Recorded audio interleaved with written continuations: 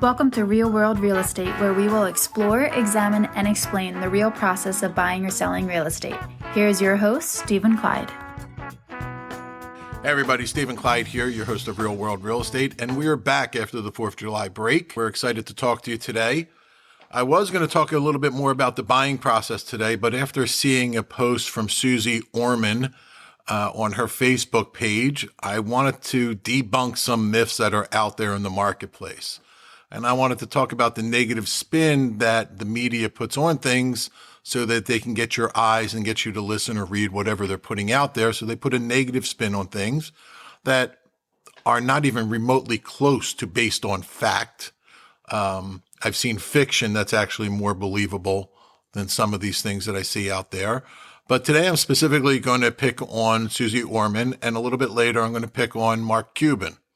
So Suze Orman posted about 4 hours ago a post that she wouldn't be buying real estate right now. She'd wait till September, October, and November this year because she's concerned that all the people that are laid off from COVID-19, their houses will go in foreclosure and will cause property values to drop by 50%. And this will cause your home to drop by 50%. And it's going to look just like 2002 and 2007, 2008, according to her. Unfortunately, that time frame when that occurred was in 2008, 2009. 2007, the market was still going up, not going down. So I want to talk about this post a little bit. One, what we're going through now, it'll never be anywhere remotely close to what occurred in 2008, 2009. And the main reason for that is quite simply the real estate market in 08 and 09 wasn't affected by the financial crisis. The real estate market caused the financial crisis. And this was because it was an artificial market being driven up by artificial values, weird mortgages, extremely high risk mortgages, a lot of things that don't exist today. There were no checks and balances in place that exist today. The market caused that to occur because it was an artificially inflated market. What we're seeing now and what we've actually been seeing over the last 2 years is a true lack of supply. We do not have enough homes for the population that wants to live in them. Developers and builders can't build homes fast enough. Not only can they not get the land in the areas that buyers want to be because these places are already fully developed, and there are no large tracts of lands left in those surrounding areas outside the metropolitan centers. They can't find the labor force, and they just can't build fast enough, right? We've got a 15% increase in population, but we can't get a 15% increase in housing supply. So we've been in a housing shortage for 2 years, maybe 2.5, but fully on for 2 years going into COVID-19.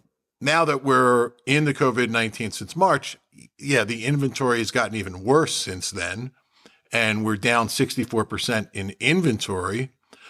But we've also seen a huge demand spike since we've come into COVID-19 because we've seen a shift in what the buyers' priorities are.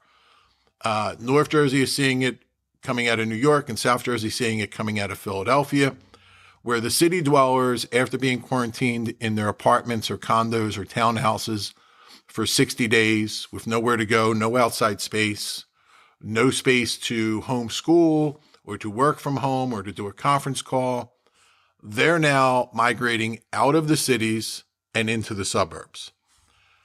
We're seeing it heavily in South Jersey. North Jersey seeing it even more with people coming out of New York and Brooklyn and Queens and coming into the North Jersey markets. They can still get to their jobs ultimately in the city. The other dynamic we're seeing is as more and more companies correct and adjust their work environment to more of a permanent work virtual. A lot of the tech companies have already announced this.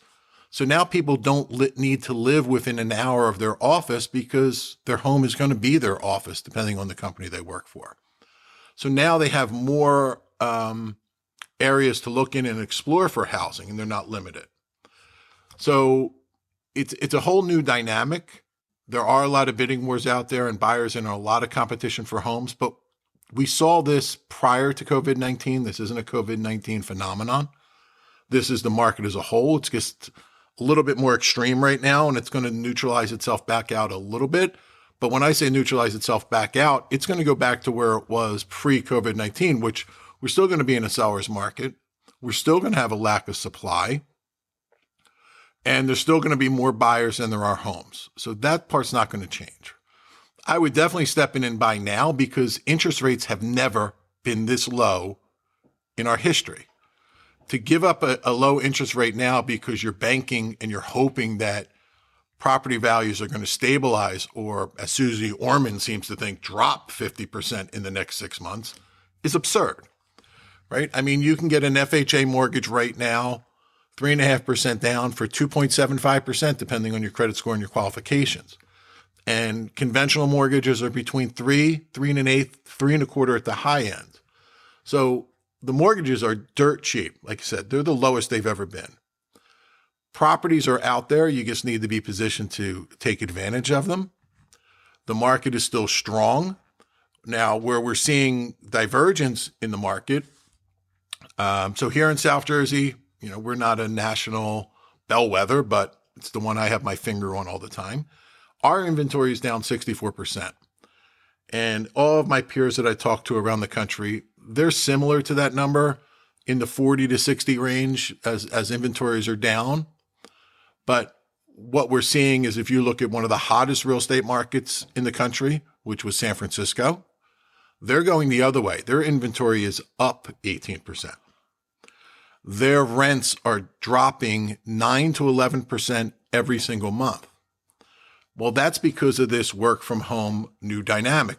The new virtual office has changed the San Francisco real estate market drastically. Those tech employees that needed to be able to commute to Google or Facebook or Twitter or Uber, they don't have to anymore because those companies have already announced a permanent work from home situation. So they don't need to pay the high rent to live in San Francisco to be able to get to their campus. They can live anywhere in the country they want now. And they're migrating out of that city center aggressively. So they're seeing a rise in inventory, a reduction in rents, but that's not the norm across the country. New York is going to start to see the same thing. It may not be as drastic, but they're going to see the same phenomenon there. But the outlying areas are still going to be short of inventory. The other thing I want to talk about on her post here that couldn't be more wrong is where she says if you buy the house for $300,000 today, and then your next door neighbor is out of work due to COVID-19 and can't afford to make their mortgage payments, so they go into foreclosure on their home, and then the bank turns around and sells their house for $150,000. Well, when the banks foreclose on a house, they don't sell them for 50 cents on the dollar.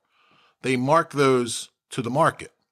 So if the going rate for the house is $300,000 because that's what you just bought for, that's what the bank is going to put the house up for, or very close to it, depending on condition. So if your neighbor got foreclosed on and they treated their house like crap and they beat it up, yes, it's going to sell for below $300,000. But if it's in good condition, if it's current and modern and updated, and a lot of times the banks will step in and do this anyway. They'll put the granite in and the hardwood floors and the stainless steel appliance because they want to maximize the value of the asset, right? They're taking a loss because of the foreclosure. So they want to maximize every dollar they can get out of it, and they will market to the market. And they're going to get in bidding wars over that listing, just like every other listing. And we see it here on the hedge funds that we represent. We represent a couple of hedge funds for Goldman Sachs. And when we put those houses up, they're as is. Some of them are in horrible condition, absolutely disgusting, where you're itching coming out just from being inside it, and they stink and they smell. Some of them look like the people just packed up and moved and cleaned the house on their way out, and it looks great.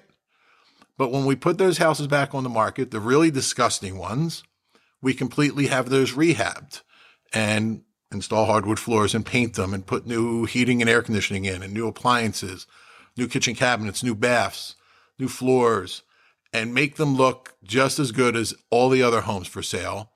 so we can get maximum value at it. And we're seeing bidding wars on those houses left and right. Even on the ones that are really, really bad that we're just selling to investors, we're seeing bidding wars on those, just like everybody else is. So your neighbor going into foreclosure, A, their house won't sell for 50 cents on the dollar. B, it won't have that drastic of an effect on your home, because Suze Orman's thesis here is you pay $300, your neighbor goes into foreclosure, the bank sells their house for 50 cents on the dollar, $150,000, and now your house is worth $150,000 because that one sold for that. Well, that couldn't be further from the truth, because that's not how it works. Now, did this occur in 08 and 09? Yeah, but again, that was the real estate market caused the collapse. The foreclosures themselves caused the financial collapse, and it was a self-fulfilling prophecy. And we saw new home subdivisions where people just never moved in, and 60% of the development was in foreclosure, so values dropped drastically. Or we saw some high-rise buildings in Miami where there were 300 units in the building, but only one person was living there. So yeah, those property values, they dropped drastically, but that was a completely different situation than we're seeing now.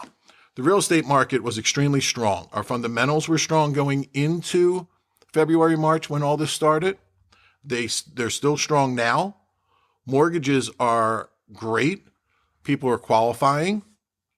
We're not seeing that insanity that we saw in 08. And that's really because this wasn't artificial, right? 08 was an artificially propped up market. Values were artificial. These values are being driven over pure supply and demand, basic fundamentals. The more people want something, the more valuable it becomes. If there's 10 people that want one house, that house is now worth more. But if there's one person and 10 houses, those houses are worth less. We're in an extreme seller's market. Our market accumulation right now in some markets is down to 1. So let me explain what that means basically when we talk about market accumulation. So we take all the homes that are currently for sale as of this moment right now, and we divide that by the number of monthly average sales. The remaining number is how many months supply we have. Now, 6 is neutral. Anything below a 6 is a seller's market. Anything above a 6 is a buyer's market. So back in the insanity of 08, we saw market accumulations of 2.5 to 3. Right now, due to lack of inventory and the speed of the buyers gobbling up what's out there, in some markets in Haddon Township, New Jersey, you see a market accumulation of 1.1, which means there's 1 month's supply of houses out there. In other markets, the average is 2.2, 2.3 across the board here in South Jersey. And it's similar or closer to that 1 mark, depending on where you're at in the country. And this is, market specific. Remember, real estate is local. It's hyper local. So one development may be in higher demand than another development inside the same town. So the development A may have a market accumulation of 1, but development B may have a market accumulation of 6. It's less desirable. Less people want to be there. Maybe it's further away from public transportation, or it has less walkability. The lot sizes are smaller, or it's closer to commercial and industrial, so it's less desirable. So these numbers are very, very local and they're very specific, but they're nowhere near these crazy examples that Suze Orman put out there. 2 months ago, when we were in the height of lockdown, especially here in New Jersey, Dr. Lawrence Hune, who's the chief economist for the National Association of Realtors, I listened to a podcast he was on with Brian Buffini, and he talked about how real estate was poised for a V recovery. That as soon as we started coming out of lockdown and agents were allowed to start doing business again, and we were able to have standard closings over again, that the real estate market would be a V and it would shoot right back up to where it was. Well, he was dead on. He couldn't have been more right. Not only did we shoot up to where we were, but we've surpassed it. Inventory is increasing on a daily basis. So a month ago, I was seeing new listings coming in at 40 or 50 a day. And now I'm seeing 90 to 110 per day. But there are still more buyers out there than there are homes. So we're still seeing bidding wars, multiple offer situations. But this is naturally driven by the market. This wasn't created during COVID. This existed before. COVID-19 just exasperated it. Mark Cuban, I think it was back in March, it may have been the beginning of February, he was being interviewed on CNBC. And he talked about if he was in contract right now on a piece of property, he'd go back and renegotiate it and take half off because of COVID-19 and how the drastic effect it was going to have on the real estate market. Well, Mr. Cuban might have been very, very smart when it came to creating his company and selling it off and becoming a billionaire. But again, doesn't mean he knows anything about real estate. Mark Cuban could not have been more wrong. Completely wrong. Prices haven't dropped. Prices have gone up, and they've gone up consistently every single month while we've been in lockdown.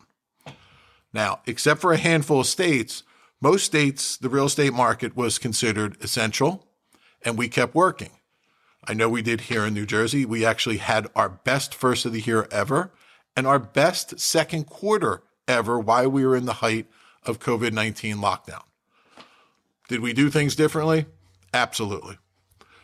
Did we make it up as we went because things were changing on a dynamic basis every single day? Yes, we did.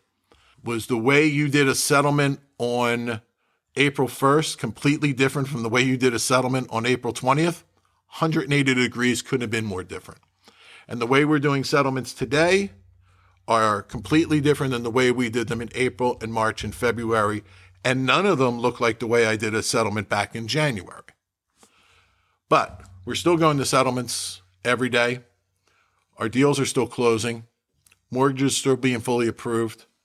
Prices are going up. They didn't go down, Mr. Cuban. So if you canceled that contract because that seller was smart enough not to give you your 50% discount because of COVID-19, you lost a 5% increase in value. So pay attention to what's going on out there. Remember that these media outlets, they spin negative. They have to say outlandish things to get you to listen and get you to pay attention and try and capture your mind. Doesn't necessarily mean they're telling you the truth. And just because someone is an expert on .com businesses or mutual funds or oil and gas or stocks and bonds or cars or anything else, and they're successful and they're wealthy, does not mean they know anything about the real estate market. These are completely different things. And I also want everybody to understand that, what's happening in the stock market is not what's happening in the economy. And yes, there's a lot of people out of work, and it's a horrible situation going on right now. But more than 80+% of people are still fully employed. The way they do their job may have changed drastically. Where they go to do their job has definitely changed drastically, but they're still fully employed. And the other debunk I want to get into here, and this is something that I'm going back to Suze Orman. I'm going to beat up on her a little bit here as well, because I don't like when people give false information and they speak as an expert, like what they're saying is 100% true. So she talks in this quote that the reason she thinks this is all going to occur is people have to make up their this is quoting her, many people will have to make up their missed mortgage payments around the time federal unemployment is scheduled to stop on July 31st. This puts them in a difficult financial position, especially if they're still out of work. All right, so let's touch base on that quote and go over why it's completely false. You have to start making your payments on July 1st. But if you're still unemployed, if you still have a financial issue due to COVID-19 or coronavirus, I keep calling it COVID-19, but I know some people call it coronavirus. But if you have an issue due to the pandemic that's still causing a financial hardship, Freddie Mac, Fannie Mae, HUD, which is FHA, VA, USDA, have already issued the directives to the servicers to extend the forbearance on those mortgages past July. So the initial forbearance was for 3 months. When you call in and start talking to your lender and your servicer, you can extend it if need be. You can also make a lump sum payment. So if you took the forbearance because you didn't know what was going to happen to your job, but you stayed fully employed and now your forbearance is up, but you've got all that money in the bank, you can just make your 3 payments, be fully current, and be done, and you're fine.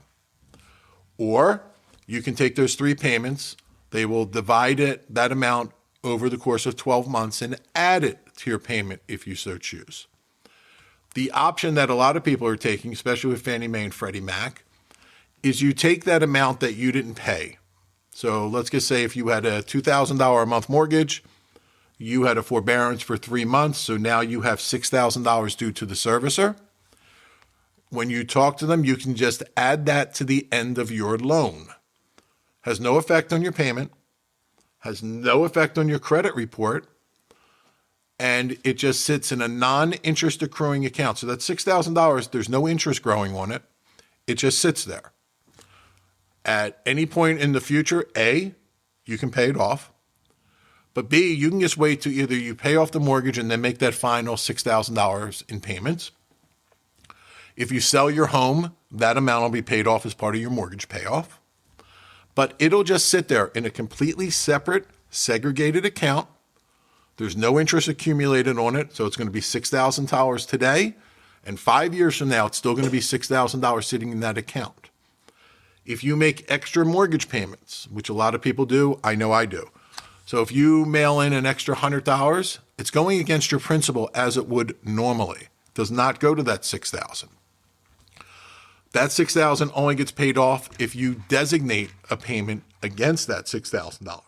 So the worst that's going to happen if you're in the financial position to start making your mortgage payments again is you start making your mortgage payments again. The exact same payment that you made back in February before all this happened will be the same payment that you make from this point moving forward. Now, if you want to pay off that outstanding forbearance amount, you're more than welcome to. If it's not going to cause a financial hardship, why not? But it's not hurting you financially. They're not charging you interest on the money. They're not giving you a negative report on your credit report. Your mortgage is still going to read current. So it's not going to be a huge financial burden as she makes it out to be. Also, if you're not back to work yet, if you're still in a financial hardship due to the pandemic, then when you speak to the servicer, they will extend the forbearance for you again until such time as you're out of the financial hardship and you're back to work. So her premise in this post, and it's a 2-paragraph post on Facebook, everything she said here is 100% false. There is nothing in here that she got right, including the dates and the years of the last downturn in the real estate market, because it was 08-09, not 7 to 8. So pay attention, do some research, call your professional and find out, right? You want to have a real estate person in your corner, right? A lot of times when I'm talking to people, I ask them, if something came up in real estate, do you have a trusted real estate advisor professional to talk to? And you want that, just like you want an attorney, an accountant, a doctor, a dentist. You want a real estate professional, right? Because the accountant and your attorney are great, and they bring lots of things to the table, and we're going to be interviewing them during this podcast. And they're important to have in the mix, as is a financial advisor, but they don't bring the daily expertise of the real estate market because this changes every day. You want a professional real estate agent, realtor in your corner that you can call and say, hey, how's the market in my neighborhood? What's going on at the real estate market in Camden County? What's going on with the real estate market in Clark County, Nevada, or Los Angeles County? Or how's things going in Sherman Oaks? Your professional will be able to answer those questions for you. So talk to the professionals that know, that understand what's going on out there. Don't just go off a headline. Don't overreact. I said this in a Instagram post when this all started with COVID-19, and I think still applies today, especially with everything going on, because we have racial tension, we have riots, we have a pandemic, God knows what's coming around the corner next on us. When you're making a decision, you want to make a well-informed, intelligent decision. No one ever made a good decision panicked or drunk. And that still applies. I said it back in March, and I'm going to say it again. Make an informed decision, not a panicked decision, definitely not a drunk decision. No one ever made a good decision drunk. But make that decision informed and make sure you're getting good information. When you see a crazy post like Suze Orman's here, or a stupid headline, or a Mark Cuban quote about 50% off, pick up the phone, call your real estate professional, find out what's going on in your market, right? You may be pleasantly surprised. You may not, because if you're in the San Francisco Marina District right now and you're a landlord, you're not real happy right now with what's happening with virtual work situations because your rental income is dropping month over month. But if you're in Miami or Fort Lauderdale or Jersey City or Hoboken or Westfield, New Jersey or Collingswood, New Jersey, your rents are going up, your property values are going up. So you're very happy. So you want to talk to your professional about your market and your locale, not the national headlines, right? Sales across the board nationally are up. Everything is positive on the real estate market. There are no negative factors coming into play. Are we going to have to deal with some of these forbearance issues down the line? Absolutely. They're not going away. And there are some people out there that just won't get reemployed in a timely fashion, depending on the industry they're in. But that doesn't mean it's going to be a huge amount of homes like it was in 08 and 09, right? Again, that was a, God, I hope, once in a lifetime event that occurred. I went through it. It was one of the worst things I've ever gone through in my life. But we had mortgage company and banks going out of business on a daily basis.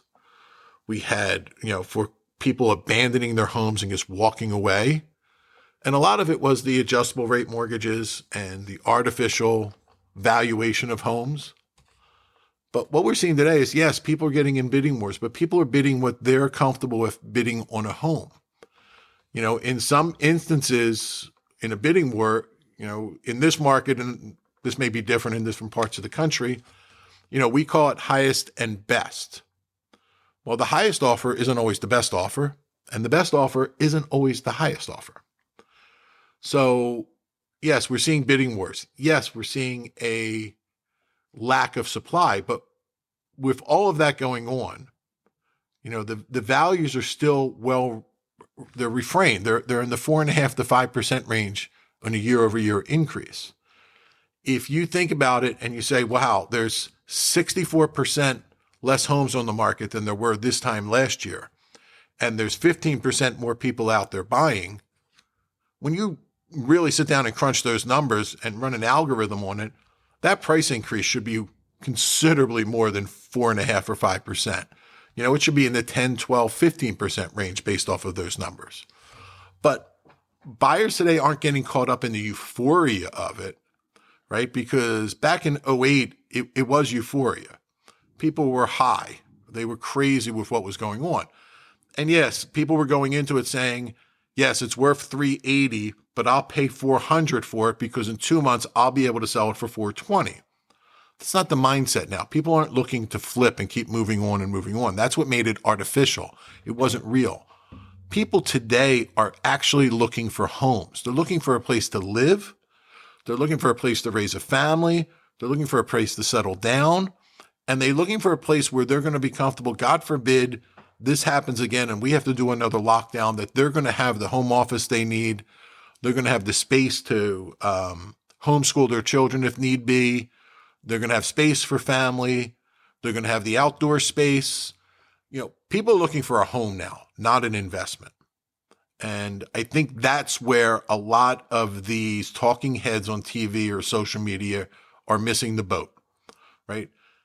08, '09, that was about investing and flipping. And it was basically the same as the dot-com bubble for anybody that remembers that, when we were coming, 98 into 2000, when all of a sudden every single tech company in the world was worth, pets.com was worth, God knows how much money, and it had no business plan, right? All you had to do was put a .com next to something and tell people you clicked the button and it was going to revolutionize the world and you were an instant millionaire. Well, that bubble popped.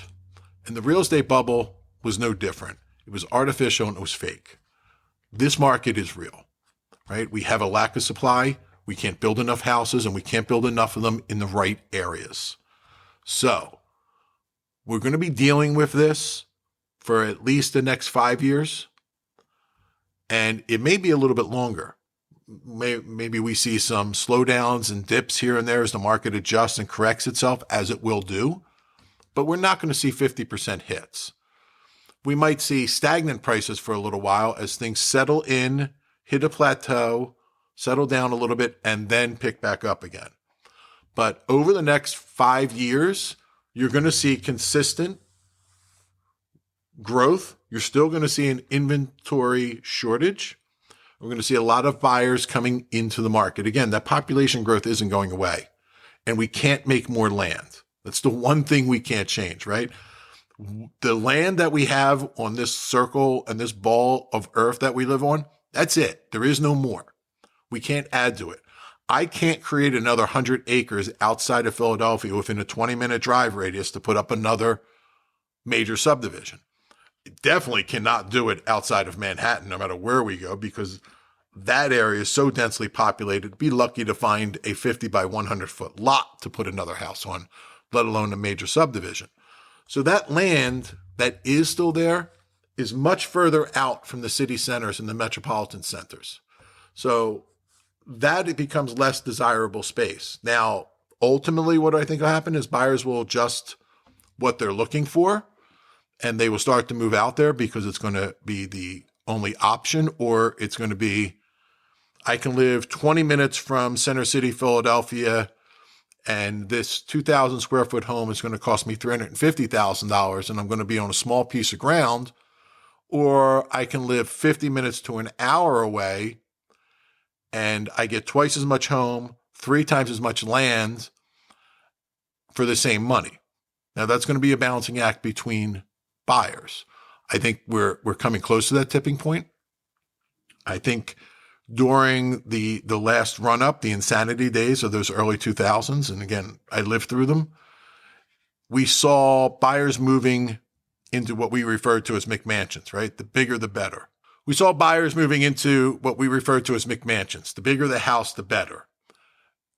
Then post crash, as we were coming out of it, and for me personally, as a real estate agent and real estate professional in South Jersey, that low point in the market was all through 2011. So my business was down 70%. 2012, we started to see the recovery. 2013, we were pretty much back to normal as far as units and the volume and everything was occurring. But what had shifted, and this was the drastic shift, is the buyers no longer wanted those McMansions. They wanted to come back in and they wanted to live in town centers and they wanted full walkability. They wanted to be able to walk out their front door, walk a few blocks, get on the train and go to work, come back, walk home, walk to dinner, walk to the park, walk to yoga, walk to the gym, full walkability. Now, I don't think that's going away because I think that's a lifestyle choice that's not going to disappear. And the new generation of buyers are, very positive on that. So I don't know if we're going to shift back to the McMansions, but I think we might get into some more planned urban developments further out from the city center where they're going to build communities that will accomplish the walkability without being in an original town center or an old downtown. So as they build a development, they're going to bring in bars, restaurants, shopping, gyms, yoga studios, recreation. So they're going to build that in, kind of create a community from scratch. And that's how I think in the next 5 years, we're going to start shifting the market further out from the centers. But until that occurs, we're going to be in this same situation for a long time, and it's not going away. And even when it stabilizes down, it's going to be a stabilization. It's not going to be a crash, right? So we may see the adjustment where inventory starts to find a balance point between supply and demand, and we get more to a neutral market, or maybe it shifts a little bit from a 6-month supply, which is neutral, to a 7, a slight, buyer's market, maybe an 8. But it's not going to make these huge drastic swings to that other side. There is nothing in the future that looks towards that at all. And also, let's keep something in mind. The economy had never, ever been stronger going into the lockdown and COVID-19.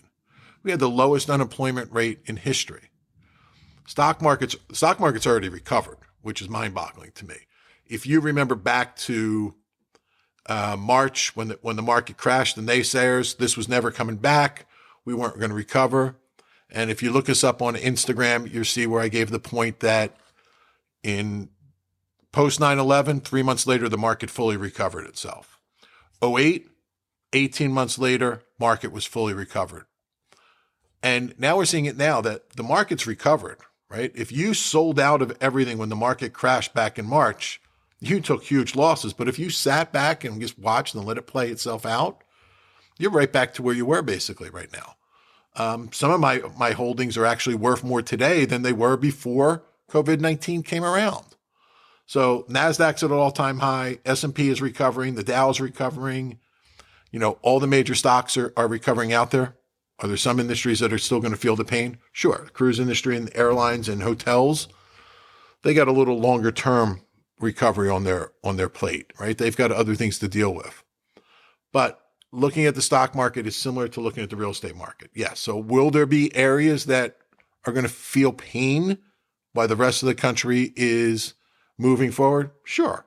San Francisco is one of those because of the dynamic change in work. Manhattan may be one of those because we're going to see that same dynamic change in work where you don't have to commute into Midtown Manhattan anymore to do your job. You can do it from the den in your house.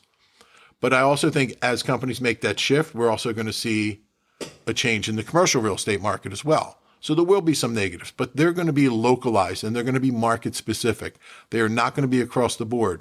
And when people like Suze Orman and Mark Cuban come out and say those blanket statements that are not founded in fact, it's just founded because they want to hear themselves talk on TV or the radio, or they want a ton of comments and shares on their Facebook post, they're not basing it on anything. They're basing it on this outlandish idea that they think, right? I could come out and tell you right now, I think real estate market is going to crash and it'll be down 50% tomorrow. I have nothing to base that statement on except I just pulled it out of the air. I don't believe that. So be diligent, do your research, find your professional, talk to your professionals, right? So yes, talk to your accountant, talk to your lawyer, talk to your financial advisor, talk to your real estate professional. Get a feel for what's best for you and your family and you and your situation in your marketplace. Don't worry about what's happening in San Francisco, unless, of course, you live in San Francisco. But if you live in Dallas, Texas, what's happening in the San Francisco real estate market has no bearing on you whatsoever. If you live in Somerdale, New Jersey, what's occurring in Center City, Philadelphia, has no bearing on you whatsoever. So, again, the best thing you can do, don't read the headlines and take that as gospel fact, because it's not. 9 times out of 10, when all these professionals talk about the real estate market, they are 1,000% wrong, and they couldn't be more wrong. But gather the information, do some research, talk to those professionals. Find that real estate agent you can trust and you can work with and will give you guidance. All right. And then figure out what's best for you. You're buying a home. You're not buying a share of Amazon or a share of Apple, right? We're going to be here for a little while, so we don't worry about short-term hits. Also keep that in mind. You're not flipping this like a stock. You're not a day trader. These aren't options we're talking about. These are homes. So yes, did the real estate market take a huge hit in 2008, 2009? Absolutely. It was crushing. It was devastating. It almost put me into bankruptcy. It almost destroyed my life because this is what my income was based off of. So yeah, it was horrible. And values dropped beyond belief. And God, I hope it never occurs again and no one ever has to live through that again. But unless you sold your house, you didn't feel any pain from that whatsoever. Those people that bought in 05, 06, which would have been close to the height of the market here in South Jersey, and just bought a home, continued to make their mortgage payments, came all the way through, their house is worth more today than it was back then. So they never took a loss during the crash. The only reason your home drop in value would affect you is if a situation where you have to move at that specific moment. But adjustments in value will come by normal market factors if there's an oversaturation or an undersaturation, whatever. So don't look at it as a stock. Don't look at it on a weekly or a monthly basis of it went up or down in value because we can't track it that closely, right? What you're getting on Zillow couldn't be further from the truth either. That Zestimate is a joke, an absolute joke. It is off by so much, it's mind-boggling. Even the CEO of Zillow, when he sold his house, ignored his Zestimate and priced it differently. I know my Zestimate is off by $70,000 on my own personal home, and that's just not my professional opinion. That's based off an appraisal I had for a home equity line of credit I did. The appraiser came in $70,000 higher than the Zestimate. And my Zestimate will change on a monthly basis. Home prices don't change that quickly. So ignore the Zestimate, ignore all the talking heads, and just talk to the professionals. Make sure you're informed and you're an educated consumer and you're making a smart decision. And remember, no one ever made a good decision drunk or panicked. So don't do either.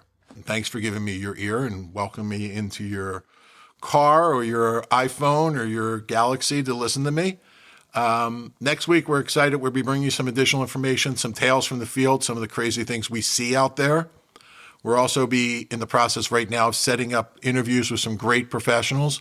We'll be talking about the mortgage pre-qualification and pre-approval process, different mortgage programs, how they affect, what is the underwriting process, what makes the interest rates move on a daily basis. So those interviews will be coming up over the next couple of weeks.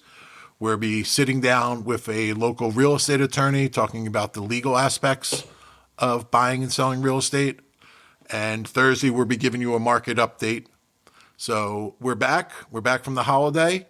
Again, if you enjoyed what we have to say, make sure you give us a good rating on iTunes or Spotify or wherever you're listening to us at and give us some comments.